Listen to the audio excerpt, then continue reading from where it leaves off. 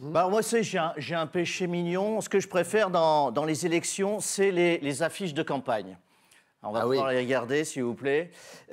J'adore ça, les affiches de campagne. C'est un peu la propagande électorale. L'album Panini de la présidentielle, les cartes Pokémon de la démagogie. Alors, avant de tout balancer à la poubelle, hein, parce que ça y est, c'est fini. Pour certains. Bah ouais, je voulais rendre un dernier hommage à nos têtes de gondole, un dernier tour de piste.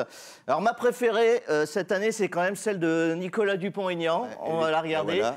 Tout sourire, vous l'avez vu, hein, en premier plan d'un village de campagne. On dirait un agent d'assurance dans le Gâtinais.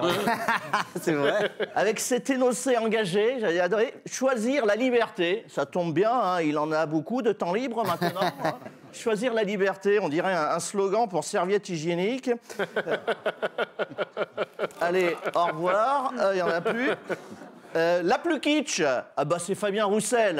Hein, Fabien Roussel, qu'on regarde, le beau gosse du PC. Un peu trop kitsch, hein, ça sent le filtre Instagram. On dirait une pochette de vinyle d'un chanteur gay des années 80. C'est vrai, t'as raison. On est quasiment sur du modern talking. Allez voir sur Internet. Alors le slogan, c'était la France des jours heureux. Bon, depuis qu'il pratique l'apéro Roussel, c'est plutôt la Piors quand même. Hein. Bon, 2,7%, c'est pas suffisant pour passer au Dijon, hein, Fabien. Allez, hop, on en va. Au revoir. La suivante, la plus à la papa, celle de Jean Lassalle. Là, c'est du bon bestiau. Hein. Costume d'Ormeuil, nature floutée en contre-champ. Le message est clair, la France authentique. Hein. Ça ment pas. Hein. Un tarbouif pareil, c'est forcément labellisé AOC, regardez. Jean Lassalle qui nous a fait 3,1%, c'est énorme. C'est deux Hidalgo l'une sur l'autre. Ce que le plus produit de Jean Lassalle, c'est une campagne. On ne comprend pas ce qu'il dit. Et ça rassure les lecteurs. C'est tout con, c'est tout con. Allez, au revoir. La plus, on s'embalèque. Ah bah ça, si, c'est 06 et 07, c'est pas leur numéro, mais leur score. Philippe Poutou et Nathalie Arthaud. Alors, Poutou, la casquette, le profil de casquette, ça sent la photo fait avec un vieux Nokia en fin de manif. Et Nathalie Arthaud, c'est pas une affiche, c'est un tract. Hein. Ces deux-là, on les jette pas parce que ça sera les mêmes dans 5 ans. La plus énigmatique à présent, Yannick Jadot, hein, vous avez vu, le ver solitaire. Faire face, c'est vrai qu'on... En très très gros plan, trop gros, hein, on peut compter les points noirs quand même. Sur fond vert, évidemment, avec ce slogan étrange, faire face, mais de biais quand même. C'est vrai que depuis... C'est vrai que c'est bizarre, faire face. Et c'est vrai que depuis qu'elle est devenue politique, l'écologie est un peu à l'image des poupées sans visage de Roubaix. Elle a perdu la face. Jadot qui s'est pris ce qu'on appelle chez les écolos un vote éolien, c'est-à-dire un énorme vent. Il a fini dans le Rousseau, hein, 4,7%. C'est-à-dire, merci, en dessous du seuil de remboursement, il va être obligé de contracter un emprunt russe pour payer sa note de gaz. Allez, on jette, c'est fini. Celle, on n'y croit plus, on n'y croyait plus déjà, Anne Hidalgo. Regardez, Anne Hidalgo, on peut la voir, s'il vous plaît. Elle a du mal à arriver. Même ça, elle peut pas. Anne Hidalgo, regard fatigué, sourire un peu forcé. Hein, on l'appelle la candidate en PLS, position latérale de socialisme. Le slogan « Ensemble, changeons d'avenir », ça c'est quasiment un appel au secours. Sortez-moi de là, hein, 1,7%, c'est moins qu'une crème allégée. Allez, on jette. La plus attendue, c'était celle d'Éric Zemmour. Hein, vous avez vu, celle d'Éric Zemmour, on peut la voir. Ah ouais, elle est bien, moi j'aime. Elle va arriver. Voilà, Éric Zemmour en portrait serré. Regardez, il est magnifique, il est plus bronzé qu'un migrant qui aurait traversé la Méditerranée sans crème solaire. Avec un titre classique, hein, « Pour que la France reste la France », c'est pratique, ça se lit dans tous les sens.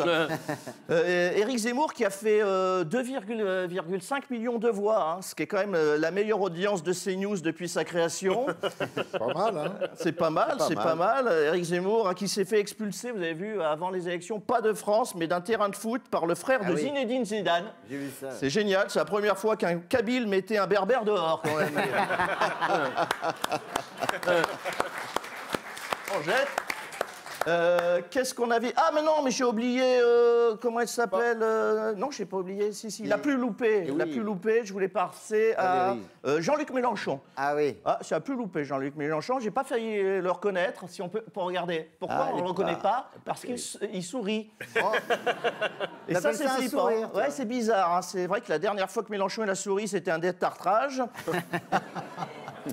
Jean-Luc Robin des Bois des Villes, hein, le Papy Guevara des bobos en basket Veja.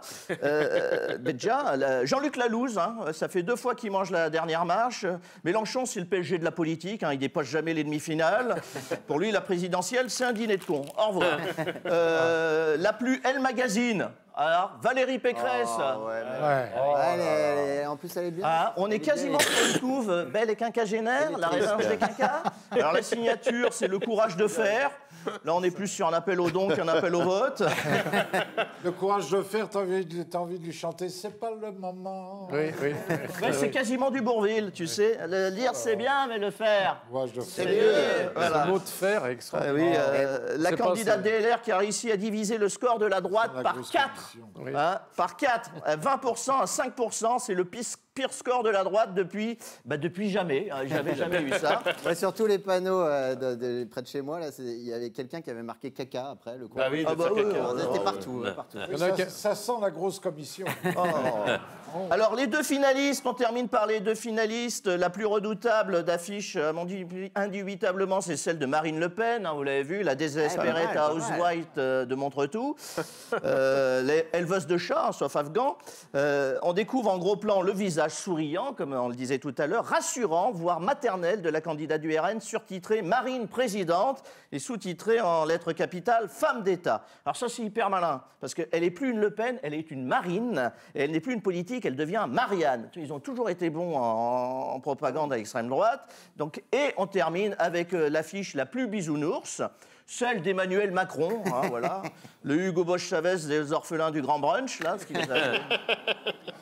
Avec son petit sourire de délégué de classe, là, mi-gentil, mi-fauderche. Moi je sais. Ah. C'est vrai, c'est Et un slogan mièvre, mais mièvre, nous tous. Ça veut rien dire, nous tous. C'est pas On dirait Bluetooth, on dirait une publicité pour une chaîne de l'espoir, nous tous. D'ailleurs, nous tous, qui est un peu un résumé de la fin de son quinquennat sous Covid, hein, nous tous dans ton coude. Ah, c'est ça.